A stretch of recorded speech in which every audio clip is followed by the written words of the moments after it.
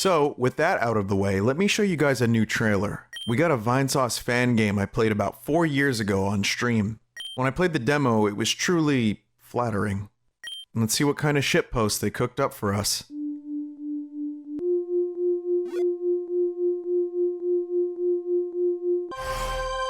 What kind of malware is this?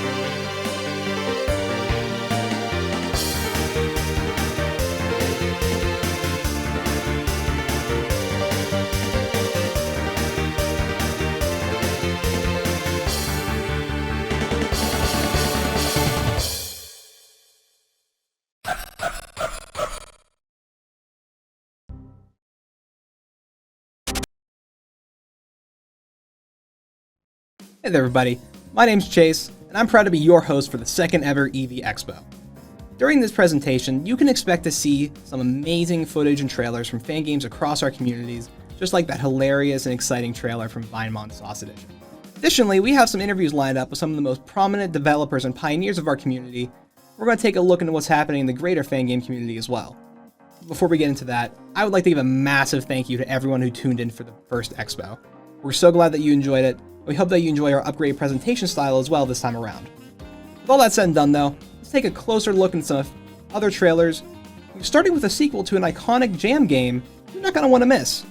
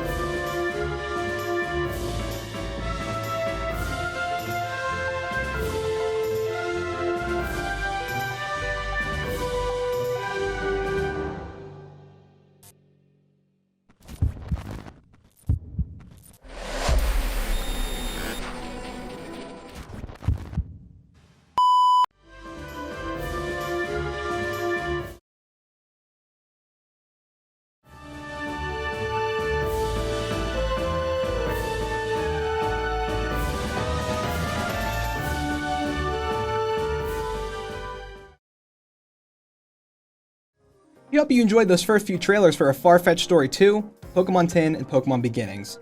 Next up, we have an interview with the one and only Marin, one of the most prominent creators of fan game development technology today.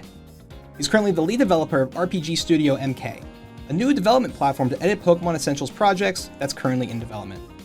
Our very own Lux Diablo sat down with him. Here's what they had to say.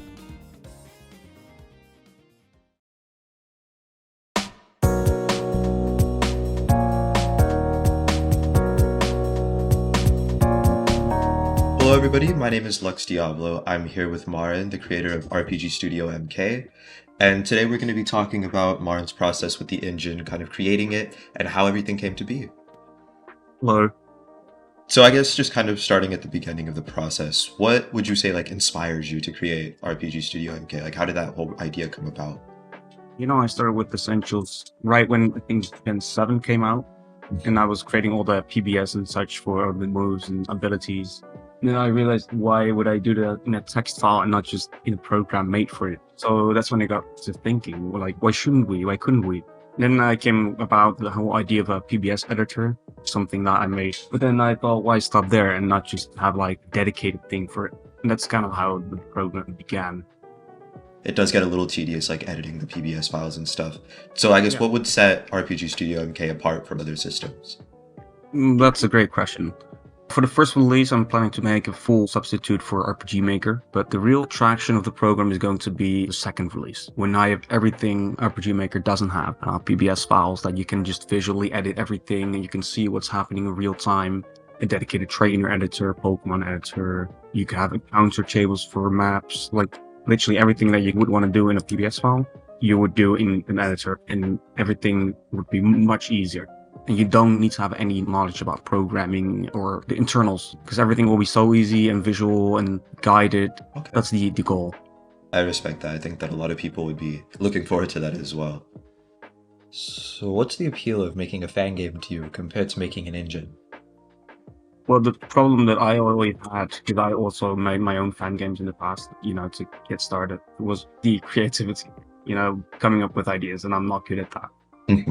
So it's less creative, I'd say, and more technical now. And that's something that I prefer. I guess like when you've been creating this engine, what are some of the challenges that you face? Like what have been the hardest parts of the process?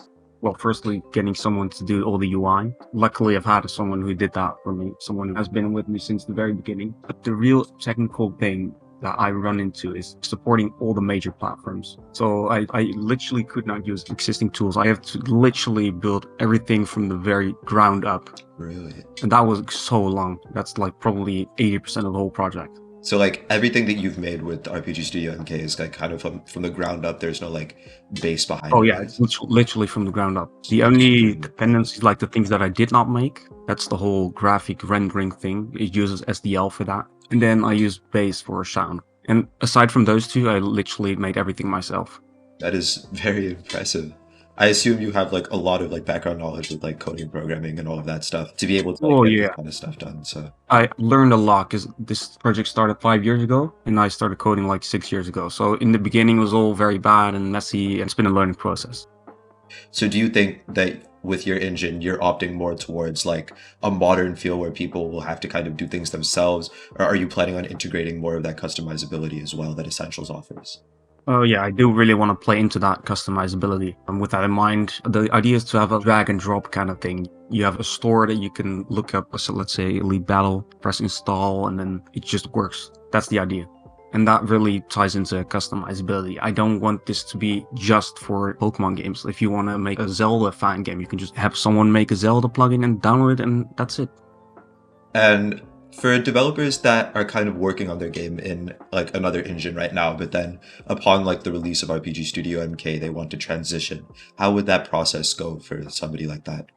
Well, for people who are already using Essentials, up to V19 or something, that's to be determined. Everyone using Essentials can just open the program and it works. Everything's perfect. If you're using, let's say, PSDK, it's probably going to be a bit more difficult, but who knows, maybe at some point there will be kind of an import project or something that converts whatever it can, but I don't have any concrete plans for that yet. But the main important thing is everyone using Essentials will be able to use it right away without any complications. Yeah, no, I think that a lot of people will appreciate that.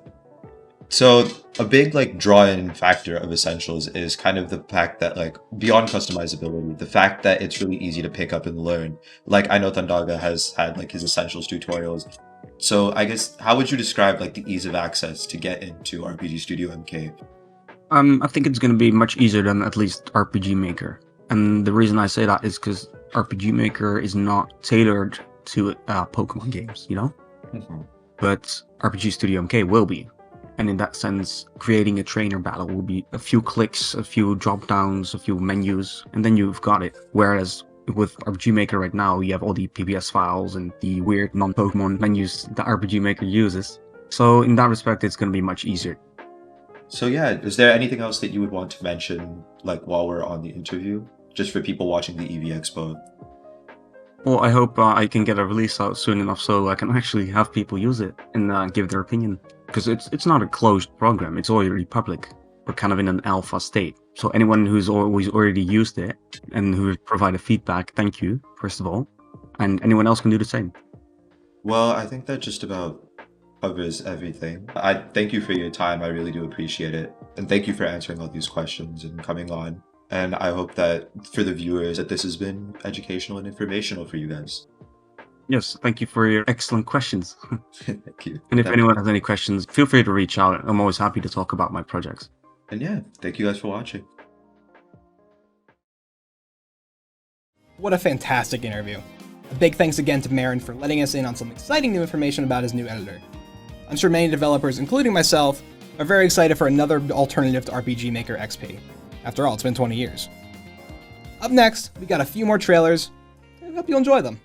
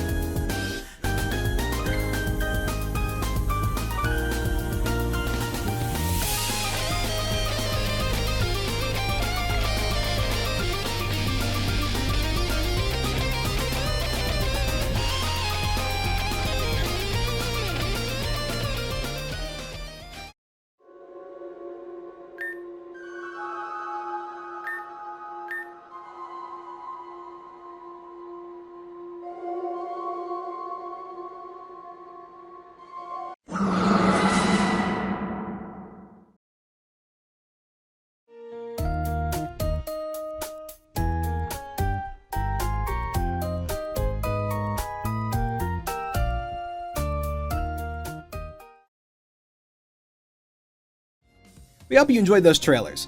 I may be a bit biased, but I know I always enjoy a Gen 4 inspired game. And I hope you all keep an eye out for everything else these wonderful creators have to offer. Speaking of Gen 4, here's a word from Bonsai Rob in 3DPE. Enjoy. Get ready to enter a new dimension. Hello, I'm Bonsai Rob, this is 3bot, and we're here from 3DPE. My last video got a lot of positive feedback, so thank you everyone for your support, it means a lot. Can't wait to show you how much progress You know what, let's talk about future plans. The multiplayer battle demo game. Like Three Spirits, the Halloween game, it will be a demonstration of engine capabilities, but this time you can beat the crap out of your friends. And also like the Halloween game, all the tools I use for making it will be available for anyone making a 3DPE game, but more on that in a moment. Since my last communique, I have learned the secrets of the bone hierarchy. worked out how to render animated models in engine.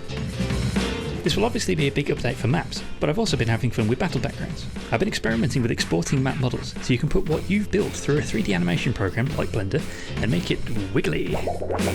I've also been working on a tool for animating armatured sprites. It'll export GIFs and animation strips, so you can use it for non-3D-PE projects too, but only if you can resist how amazing my engine. The other big component is multiplayer, and I want to make that as easy as possible for game devs, so part of the reason for this demo is to get a load of suckers to test it for me. That's you! So, here we have 3bot and Eebot, and they want to play together. We need a way for them to connect up. They could connect directly, but then one of them has to find the other with an IP address. One of them has to mess with their firewall settings and expose their computer to the open internet. And that's exactly what firewalls are supposed to prevent. Then there's the centralized version, like a lot of AAA games use. Pick a server you both know, like 3dpe.org, and connect there. Then the server relays the data between. Every single packet for everyone who's playing that game. I do not have the budget for that kind of thing.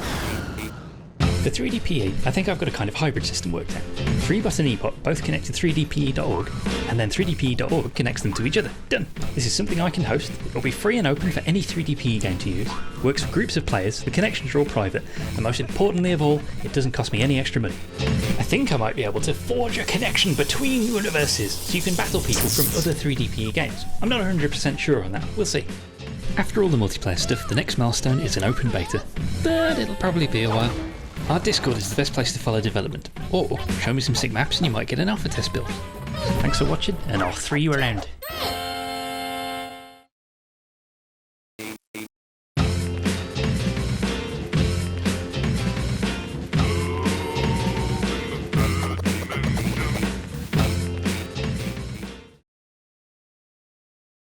Awesome to see 3DPE continuing to make progress.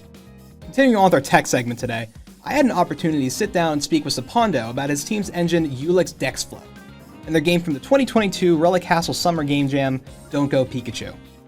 We had an awesome discussion about the engine, and I hope you all go on to watch the full interview after the expo.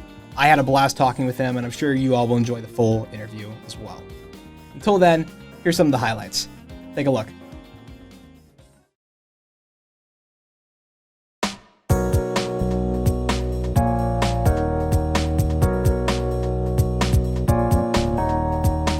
Everybody. Today we have an interview with one of the developers of the Ulix Dexflow engine in Don't Go Pikachu, Sipondo. Thank you for coming on and having a chat with us. Thank you for having me. So, what inspired you guys to create your own engine? Well, actually, a great friend of mine, he's a computer science student, and he wanted to make his own Pokemon fan game. He's a big fan of Pokemon Reborn, but he wanted to do it completely from scratch. The only problem was that he had some difficulties rendering all the tiles, so he asked me if I could help him. And, you know, I kind of just got sucked in, and here I am 3 years later, still working on that exact engine. So, out of curiosity, what's like kind of like an overview of the particle system that you guys have implemented over time? So instead of having these particles based on images, we have particles that are actually simulated in kind of a physics-based environment. So when you make the particles, you use a specific tool for it. And instead of dragging pixels, you write some rules on how you want those particles to behave. And this is really nice because it makes the particles three-dimensional in our engine. Even though we use 2D sprites, it is a three-dimensional room that is turning around, and the particles are moving in this three-dimensional space. So with a system like that, would you also be able to implement your own custom-made animations? Yes, you can change anything, right? You can control the position of the battlers, or you can animate the battlers themselves, add any sprites or any 3D models you want. The only limit is the amount of particles. You know, if you go into like the large thousands, it's going to choke a bit. And that limitation is something that arose when we were making Don't Go Pikachu, when we were finalizing the Android support. So on the desktops on Windows and Linux, having like 10,000 particles is not a problem. It's actually on the Android phone where it's a little bit slower. Which, by the way, kind of going off of that, like, Don't Go Pikachu is one of the first games like this I've ever seen with native Android support. What went into deploying it for Android like that? Android support is one of those things, right, that definitely spawned from, we finished one feature and now there's these 3 other features. Right. So in the Winter Jam of, I think, a year ago, we made a sample game, right? We also made a jam entry, but at that point, the engine was really unfinished. And one of the problems we noticed after we sent in the jam game is that all of us had NVIDIA graphics cards, but our engine and our game would just simply not run on any Intel chip or AMD chip. So we had this big problem where our engine only worked for people that have NVIDIA graphics cards, and we needed like a major overhaul. And at the same time, the older version of Essentials ran with Joyplay on Android, but the newer version didn't. And that led me to dig into, okay, how relevant would Android support be? And the conclusion was that, these games, especially the RPGs, they are really good for just picking up, playing a little bit, and then putting it away again. Right. So instead of kind of fixing, a three-fuse architecture where we'd only run with very specific computers, we kind of decided, okay, let's just completely redo all of this and make sure that it supports anything, right? So Android and desktop computers and anything we could find. So other than that, what are some of the other kind of challenges you guys have faced over the last few years working on this engine? The biggest problem, I think, and this is going to be advice for everybody who aspires to make a Pokemon fan game engine, right? The biggest problems that you'll face is the insane backlog of stuff you have to support, right? We have had how many Pokemon generations with so many Pokemon and so many moves, and if you want to be, a serious option for a lot of people, you will need to support most of those Pokemon, most of those moves, of those abilities. Right. And that is a lot of programming.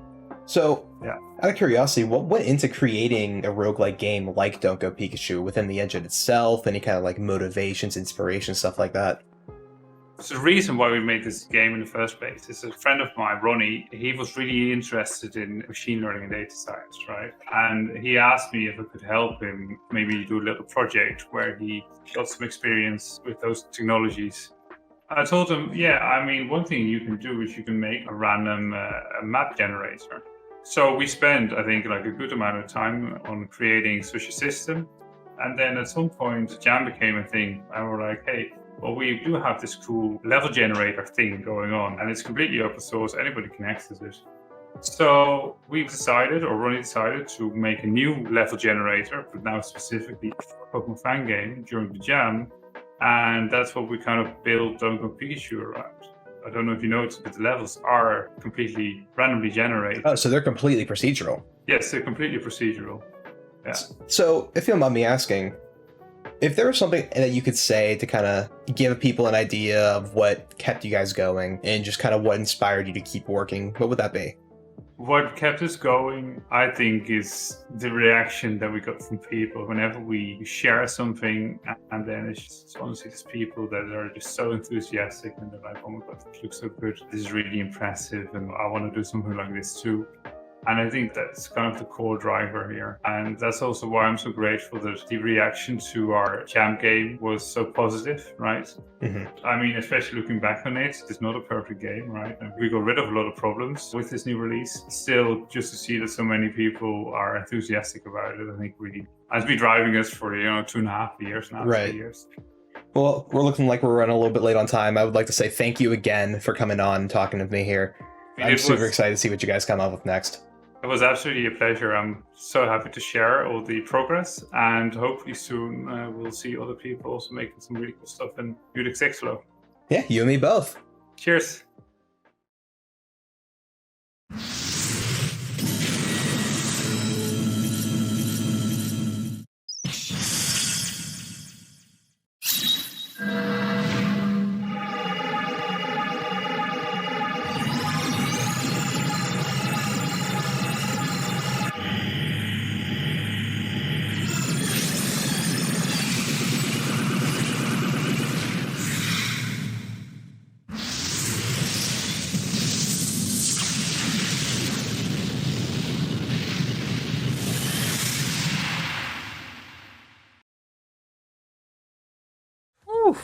Would you look at that animation?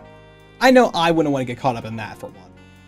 Once again though, huge thanks to Sipondo for the chance to discuss Ulix Dexflow with him, and I hope you all are as excited for it as I am. Coming up, we have our last section of trailers for this expo, beginning with a unique premise within the Pokemon canon. Take a look.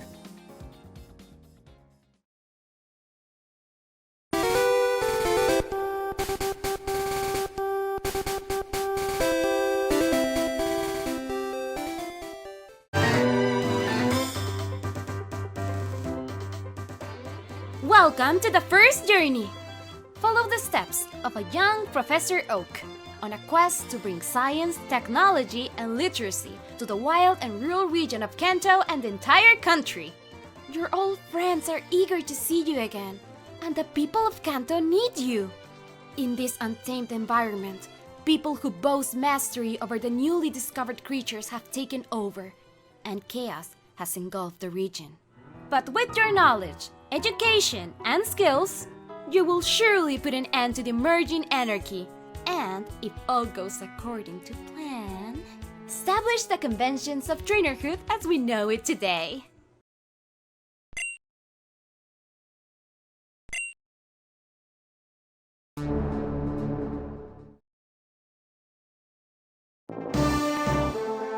But that is not all! Upon completion of the first journey, the post-game Red's Journey West will be unlocked. On a fateful day, at the very peak of Mount Silver, Red was dealt a decisive blow. A newcomer from Johto, with 6 team badges, swept his team with ease. To someone like Red, who had never lost a battle before, it felt like the world had ended. In this emotional coming-of-age journey, you will witness the struggle of a fallen champion and his newfound comrades towards redemption and freedom. Uncover the truth behind the first generation of games in this narrative-focused game with unique gameplay, quality of life features, over 100 animated portraits, and a remastered stadium soundtrack. The first journey plus Red's Journey West is out now!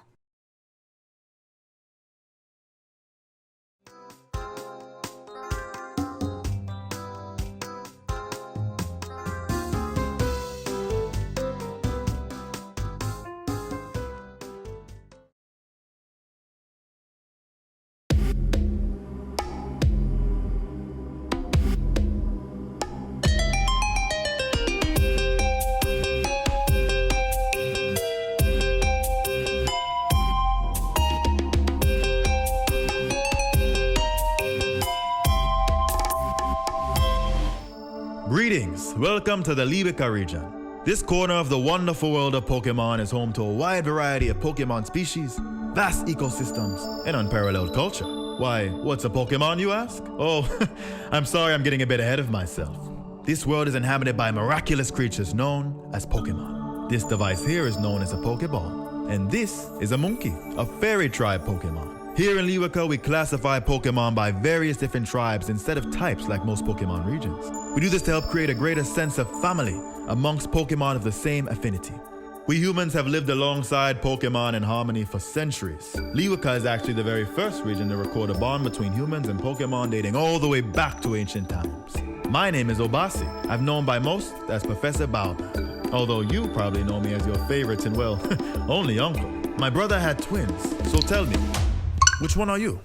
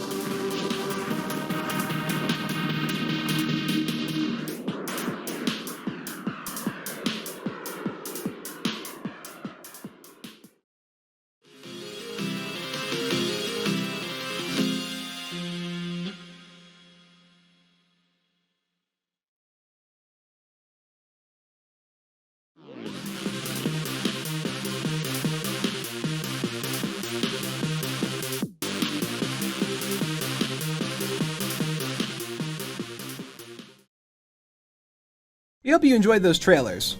But now, it's time to jam! A few weeks ago, the 2023 Relic Castle Winter Game Jam came to a close. In 6 short weeks, developers had the opportunity to make a game that fulfilled special requirements that change each and every jam. This time, developers had to include 3 different settings from a list of descriptors and locations that were provided by the organizers. You can check them out on Relic Castle now. Continuing with the fan game development theme, I also had the chance to meet up with Michael and Ekat, the developers of Pokemon Ashen Frost, to talk about their development process and how the games have progressed. Please, take a listen.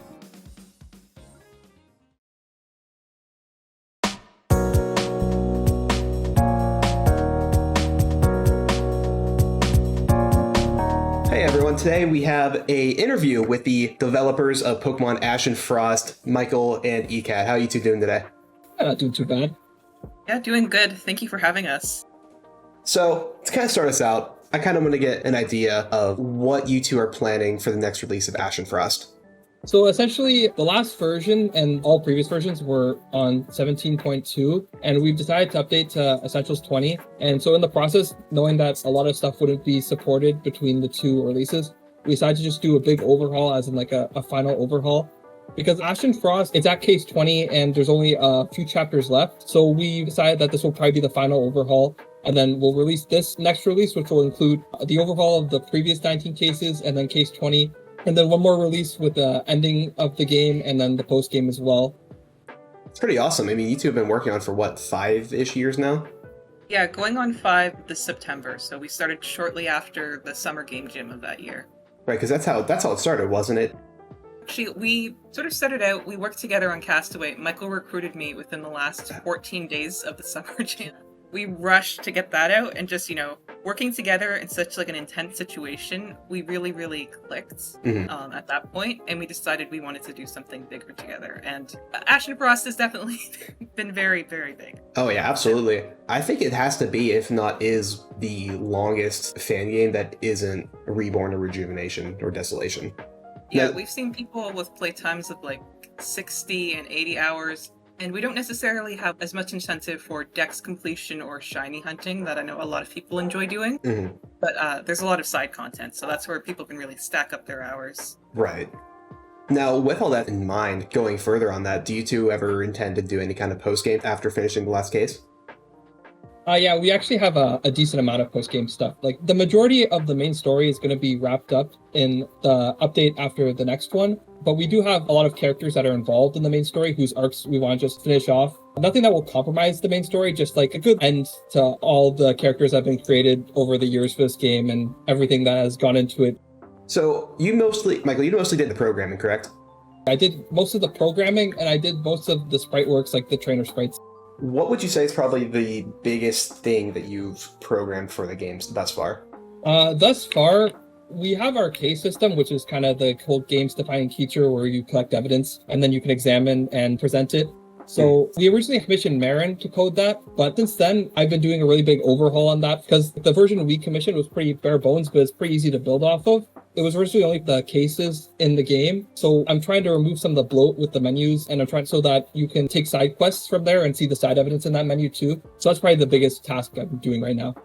Now, kind of building off of that, what would you say is probably the most intense thing you've had to event for a case? Case 13 does a little bit of a recreation of Ace Attorney, so there's a lot of moving parts and characters and little bits and pieces of UI coming up and going away and changing. That was very complex, just because there's so much to keep track of all at once. Right, like what can you adjust and change that isn't going to break an event? Even just, keeping track of something as simple as event locations as they move around a map, because people will get up, they'll talk, they'll go to one side, they'll go to the other. I've done some experimenting with Voltsion's pathfinding script, and I find that very handy because it's, it finds the shortest passable path and it takes your NPC there. And that's nice, and it's such a time saver, but it's not something I incorporated into this version of Ashen Frost, just because at this stage in development, I didn't want to go back and correct it all, because I've done so much of that already, like just with our script updates, for example. Right. Changing all of our battles to be using the new battle script call. That took eons. And there's just dozens of iterations of that we had to get through to have a playable game again. So yeah, it's been tedious work, but it's also been, I'd say, almost therapeutic at the same time. Because when you're doing something so mind-numbingly like boring, it really gets you thinking about the game and gets you inspired and gets you like hyped up and energized to work on the fun parts. The thing I hate the most in making every single fan game is town map TXT. It's the most miserable, just terrible experience of plugging in coordinates. So like I book a session for myself, I sit there for an hour or two and I just get it all done. But I do find at the end, even though my wrist hurts, like my brain is just firing with ideas and thinking about the world, because you have room to just let your mind wander and feel that inspiration. But I think you should also sort of develop an appreciation for putting in that boring time. Like, it can't be exciting all the time. Nothing in life is like that. And I wish I could see more of that attitude, because I think it's something people could really benefit from. So kind of moving on from there, what would you two say is like your creative process? Like what kind of timeline do you follow for something? Like planning out cases, for example. Michael and I, we have really long ideas sessions together. They sort of tapered off with time as we figured out more and more of the story. But it used to be every, Friday or Saturday, we would get together and we'd talk from 8 until like 3 in the morning. And a lot of that would be Ashen Frost planning, throwing ideas, discussing like concepts in the broader world. And from there, we'd narrow down what points we actually wanted to focus on. We'd edit things, we'd trim things, and we'd plan out from there in a more formalized sense where we put it in a document, we put it in our game design. The writing comes before the gameplay overall. We look just at what's happened in the previous cases gameplay-wise, and then we figure out how we can mold what the player is doing around the story rather than the other way around. So that should be about all the time I have for this interview. Thank you two again, seriously, for coming on, just talking for a little while. Yes, thank you for having us. Yeah, this is fun, no problem. Yeah, absolutely. Seriously, super excited for this next release of Ashen Frost. It's still just incredible to me how close this game is to being finished up. Yep, we're ready for it to be done, and we're really looking forward to closing that chapter, and we're hoping it will just be a culmination of everything we've been through together as a couple. Mm-hmm. All right, well, thank you very much, and I will talk to y'all later. Ciao.